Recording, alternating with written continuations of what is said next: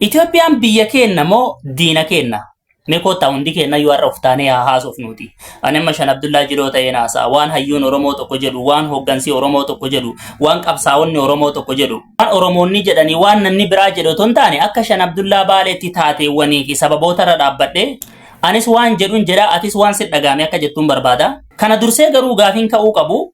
Itoophiyaa keessatti eeyyee miidhamne kan nu miidhe Itoophiyaa moo murna yookaan gareedha. Eeyyeen gaafii kanaaf deebiin dhugaadha. Nuti Itoophiyaa keessatti waggaa dheeraadhaaf miidhamne keessattuu Oromoonni jechuudha. Garuu bakka kana waan isin hubachuu qabdan kan diinaas dhufee nu miidhee beeka.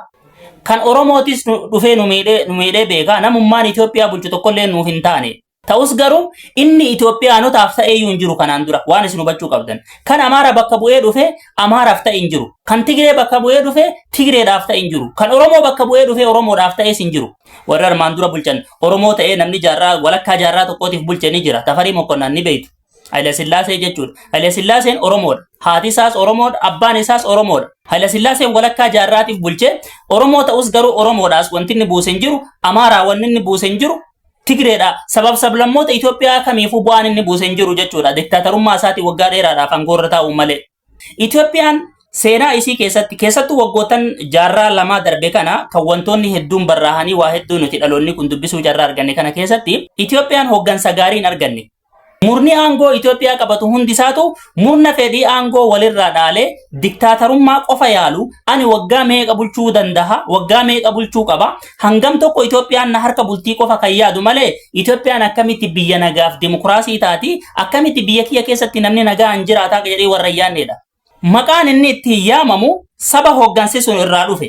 Saba hooggansi isaanii irraa dhufe fakkeenyaaf muummeen ministeera Itoophiyaa har'a fakkeenyaaf gosaan Oromoo yoo ta'e maqaa Oromootu itti yaamama. Bu'aan Oromoon argatu garuu abaaramuu, arrafamuu, tuffatamuu, Oromoon biyya bulchuu hin dandeettu, Oromoon biyya diigdi, Oromoon kan akkasiitii qofa. Amaarris kanuma bu'aan inni argate. Amaarri Itoophiyaa keessatti yeroo hedduu namoonni hedduun ilaalcha gaarii isaaniif hin qaban. Sababni isaa jaarraa hedduudhaaf kan isaan aangoorra turanii hooggansa isaan keessaa ba'edha, isaan keessaa dhalate. Isaaniifis bu'aan buufne garuu Itoophiyaanota hedduu waan miidheef namoonni hedduun gadoo irraa qaban. Amaarri jaarraa tokko jalaaf Itoophiyaa kana bulche garuu Itoophiyaa irraa bu'aan isaan buufatan mee aangoo namni isaanii akka naannoo Amaaraa akkasiin jirtu laala har'allee. Naannoowwan hunda keessaa haftee yoon jedhe hin dogoggore rabbii jedhi.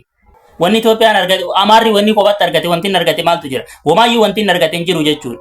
Murni Itoophiyaa keessaa bahee aangoo qabate armaan dura waan armaan booda naasofnu kan armaan dura hundisaa hooggansi gosa kamuu bakka bu'ee dhufu hundinuu gosa san maqaa balleessuu malee bu'aan inni argate hin jiru. Sababa kanaatiif kan nu miidhe Itoophiyaa otoo hin taane murna Itoophiyaa armaan dura aangoorra turan hundi isaaniitu kan sabaaf sablammoota Itoophiyaa hunda miidhanidha. Kan Oromoo qofa baafatanis jiraachuu danda'u. Jibbansi garaagaraa jiraachuu danda'a. Hanqinni mataa isaanii waan qabaniif jibbansa sabaaf sablammoota hedduu qabaachuu danda'an. Sababa kanaatiif sabaaf sablammoonni Itoophiyaa keessattuu sabaaf sablammoonni guddaan akka kennaa kun sabni guddaan akka kennaa kun kan isaan sodaatan miidhamuu waan hafuu miti. Nuti Oromoo ta'uu qofaaf waa hedduudhaaf miidhamna. Sababni isaa sababa bal'aa Afrikaa waan taaneef namni kamiyyuu nu miidhu malee aangoorra turuu hin danda'u. Yoo danda'e nagaaf dimokiraasiidhaan biyya bulchuu danda'e malee diktaatarummaa isaatiin itti fufa jennaan Oromoo akka itti karaarraa qabu barbaadachuu qaba hooggansi kamuu. Garuu wanni hubatamuu qabu kan nuti miidhamneef Itoophiyaa waan taaneef biyyi teenya Itoophiyaa waan taateef Itoophiyaa jala miidhamne otoo hin taane carraan Itoophiyaan armaan dura argatte hooggansa gaarii sabaaf sablammoota Itoophiyaatiif waan gaarii yaadutu armaan dura aangoo Itoophiyaatirra hin turin. Rakkoon keenya inni guddaan sani malee Itoophiyaa waan nu goote hin qabdu akka yaada kiyyaatti. Itoophiyaan maal nu goote yeroo hedduu kana anaa gaafiidha. Armaan dura barreeffama tokko barreessee ture. Namni barreeffama sanirra na deeggare hin jiru. Itoophiyaan diina keenya kan jedhantu jira baay'een isaanii. Abbaan fedhe diduu danda'a naaf Itoophiyaan biyya kiyya. Oromiyaanis biyya kiyya. Gosti tiyyas Oromoodha. Amantaas taanaan Muslima. Kiristaaniinis amantaa maatii kiyyaati. Garaagarummaa kana hundaa rabbiitu waliin nu uume.